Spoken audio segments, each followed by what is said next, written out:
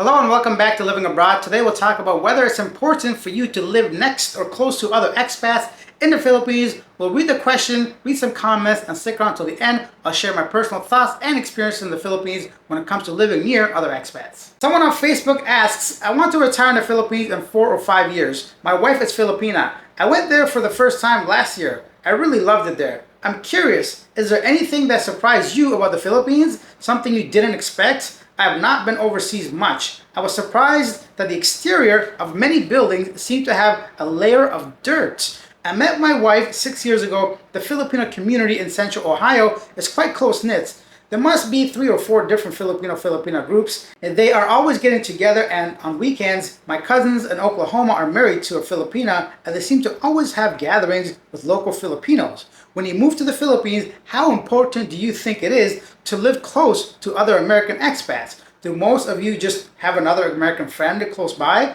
Or do you and a bunch of Americans get together for lunch and breakfast all the time? I don't really think I feel a need to hang out with other Americans all the time. I took this picture. It appears that a lot of people live in that building. I'm always respectful and don't say things like, how could someone live in that place? I do my best. A lot of questions, many open-ended. Let me just say, firstly, sir, I want to be kind of like honest. If you're kind of worried about the exterior of a building, yeah, the Philippines is going to surprise you, and maybe not in a good way. You have to be a bit more strong. If you come to the Philippines, there's going to be a lot of unexpected things that may annoy you a bit further. I recommend, if you plan to live in the Philippines long term, come again and stay a bit longer than you last time, right? So stay somewhere for 2 or 3 months and see if you can actually adapt to the lifestyle in the Philippines, because one thing to have Filipinos living in America, in your home country, and to be friends with them, it's a whole nother level to come into the Philippines and live in the Philippines and expect similar experience as you had back home with Filipinos. Life is very different. The temperature alone could be a headache for some people, but then I don't know how hot Ohio is. Let me go read some comments. I'll tell you guys my thoughts in a second. Someone says, when I first moved here in 2009, my Filipino wife and I attended 2 or 3 meetups with other expats. Some from the US, some from other countries like the UK and Norway. Now, almost all of my friends are Filipinos, and I have little, if any, craving for Americans or expat company. I've learned that wherever you go, people are just people, even though they may speak a different first language, and Filipinos are nice people for the most part. Yeah, I think this guy has got it, figured out. It's obviously when you first come here, you want to have some kind of like similar, like a stepping stone to a new culture. But one thing you should know, many Filipinos do speak English. So making friends with new people isn't as difficult as, let's say, Thailand or Vietnam or other places like Indonesia. So keep that in mind if you're coming here. It's not necessarily a requirement, even like you said, to have other American friends. Another person says, personally, the proximity of other expats has no influence on my decisions when in the Philippines. I'm happy with being around my wife's family and the friend I've met that way. I wouldn't be opposed to having an expat friend if it occurred naturally, but it's definitely nothing I need or am interested in pursuing. Absolutely. Speaking of naturally, personally, I'm usually busy making videos. I don't have time to make new expat friends. But I'm always open to crossing paths with somebody. Somebody wants to sit down and have a drink or a coffee or something. I'm always open to that. I've made several friends by just simply meeting them on the street randomly, not actually searching for them. I was in Iloilo and I met, I don't want to say his name, but a friend from the US.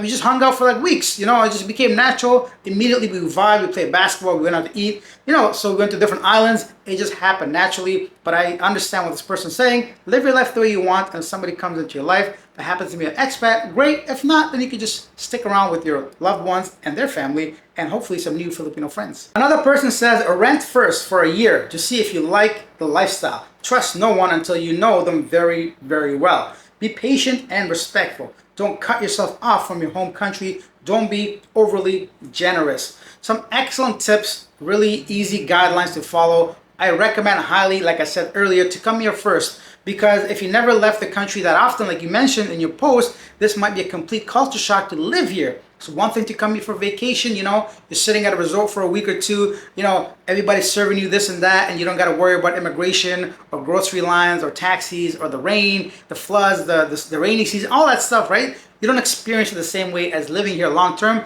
And also, being generous is one thing to be nice, but also don't allow people to take advantage of you, because it can happen, right? This is still a developing country, and you don't know what kind of financial situation your new friend is in. And if you immediately start becoming friendly to everybody, that may not be good for you or your bank account, because Filipinos are friendly, of course, but there are also those that want to take advantage of you simply because you have that USD in your pocket. Another person has similar sentiment towards this, saying before you decide to sell up, go to Philippines for at least 6 months. A few weeks is just a holiday. I've been visiting for 30 years and still not certain I could live here full time. Things often do not work the same as in your country. It can take time to adjust. Some never do. That's basically exactly what I said earlier. Some never quite adjust. Personally, one of my biggest issues with the Philippines is the simple humidity. It's got nothing to do with the country, the people, but it's something I battle with every single day. When I'm there, I have to carry around, I don't even have like basically napkins, umbrellas, bottles of water, go out only in the evening. So I'm trying to manage, right? But it's something that I always have to struggle with and battle with. So that's just a simple example. You gotta just be sure that the lifestyle is actually for you. Someone else has a bit more darker answer, says your first point explanation, they are dirt poor. Buildings and infrastructure maintained on a shoestring. Another point, same reason. They do not choose to live in crowded slums looking buildings. They are just thankful to be off the streets and to be able to afford some type of shelter. A few steps down the social ladder, you find many living in doorways, cardboard boxes, whatever they can find.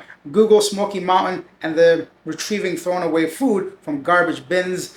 I don't know about all that, but it's right. So you have to prepare for that as well. You got to be a bit mentally strong coming here, because you'll see very wide range and gap between the haves and have-nots, right? I've seen supercars in the Philippines. I've also seen some very destitute living circumstances of families, right? So if you never lived outside or traveled outside the Philippines, it may kind of hit you all at once. And depending on how emotionally strong you are, yeah, it can affect you, right, mentally. And if you see that daily and having zero control, basically, you can't save everybody, right? That might also be a very negative impact on your mental well-being. Only the really rich keep up their properties. No such thing as preventative maintenance. My biggest surprise was noise level at night, dogs barking everywhere, roosters crowing, people talking loud, and the karaoke. Also trucks, motors, etc. We live on a dead-end street and still bad. Good luck. So from there it gets just pretty bad. Downwards, people complaining, which is normal. But that's the thing. You're going to find people that love the place. You're going to find people that absolutely despise the place. Makes you wonder, why do they still keep coming or staying? But that's beside the point.